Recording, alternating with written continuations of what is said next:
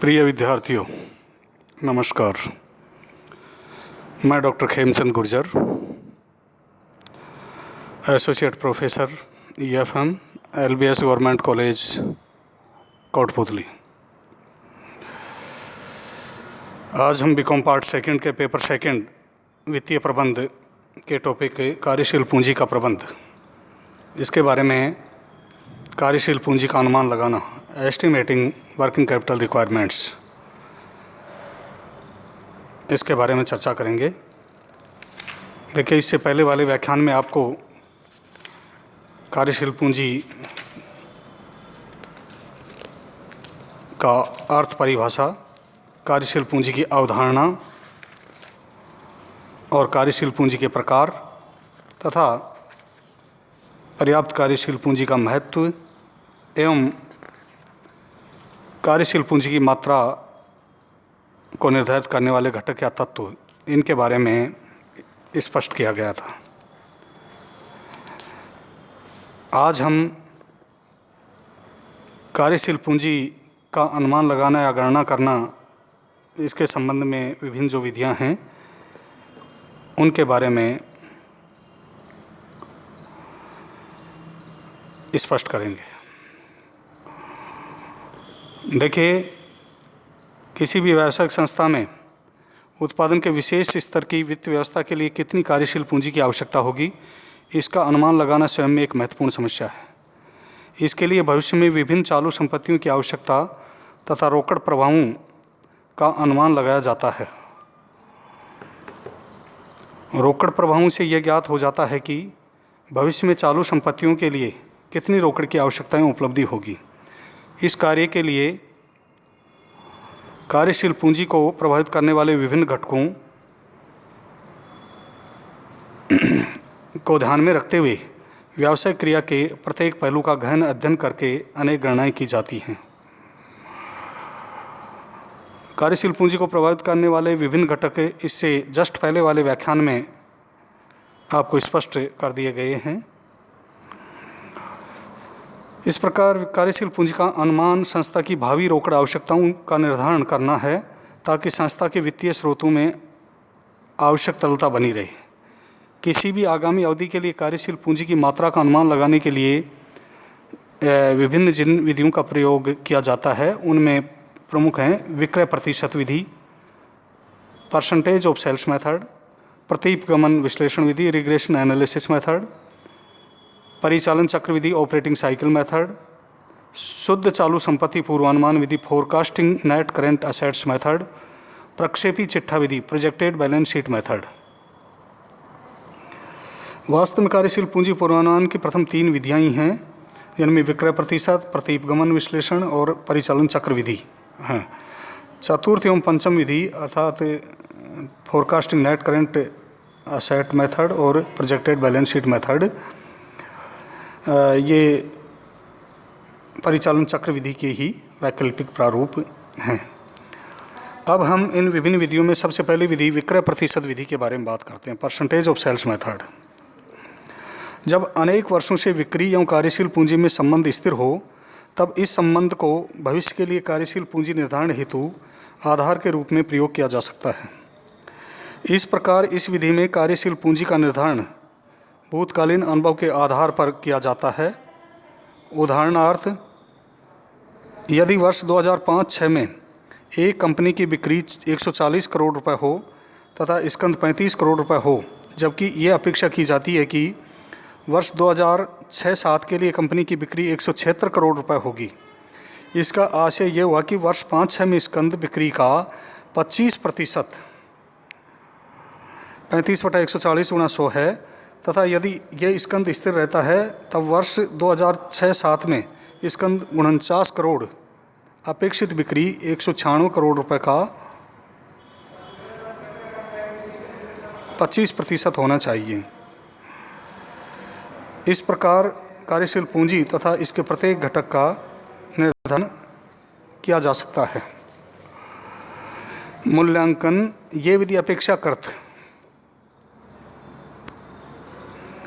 सरल, समझने में आसान तथा कार्यशील पूंजी में अल्पकालीन परिवर्तनों के प्रक्षेपण प्रोजेक्शन में उपयोगी है, किंतु इस विधि को सार्वभौमिक रूप से लागू नहीं किया जा सकता क्योंकि बिक्री और कार्यशील पूंजी में रेखीय संबंध की मान्यता सभी दशाओं में खरी नहीं उतरती है।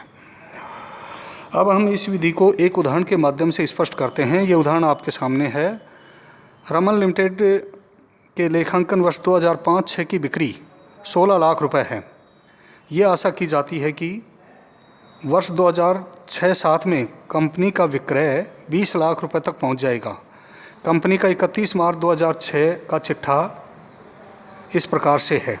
लायबिलिटीज़ की मदें हैं: equity share capital 2,60,000, reserve and surplus 80,000, secured loans 1 lakh रुपए, sundry creditors 1,60,000, provision for taxation 40,000 और इस प्रकार से कुल ये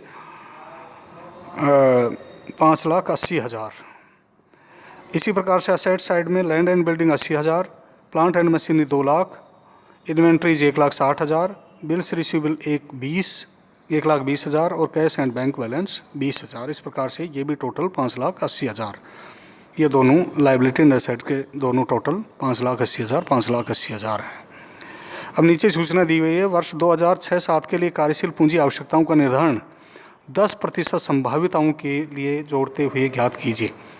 estimate the working capital requirements for the year 2006-07 adding 10% per annum for कंटेंजेंसीज, अर्थात 10,000 की आकस्मिकताओं या संभाविताओं के लिए जोड़ते हुए कार्यशील पूंजी का गणना करनी है, उसका अनुमान लगाना है। अब देखिए इसका सॉल्यूशन जो दिया गया है उसमें estimation of working capital requirements for 2006-07 particular actual 2005-06 का, परसेंटेज ऑफ सेल्स मतलब विक्रय का प्रतिशत 2005-06 में, और एस्टिमेट्स फॉर द ईयर 2006-07 2006-07 के लिए। सेल्स दिया हुआ है 16 लाख रुपए जो दिया हुआ है, 100% सेल्स हो गई। एस्टिमेटेड सेल्स हो गई 20 लाख रुपए जो दिया हुआ है आपको सवाल में। करेंट असेट्स, इसमें इन्वेंट्रीज 1,60,000 5-6 में, सेल्स का परसेंटेज 10% है तो एस्टिमेटेड हो गया 20 लाख का 10% 2 लाख रुपए इन्वेंट्री हो गया। इसी प्रकार से बिल्स रिसीवेबल 1,20,000 7.5% और 20 लाख का 7.5% हो गया 1,50,000 6-7 में एस्टिमेटेड। इसी प्रकार से करंट एसेट्स का मतलब कैश एंड बैंक बैलेंस 20,000 रुपये 1.25% मतलब 1.25% और 20 लाख का 1.25% हो गया 25,000 2006-07 में एस्टिमेटेड।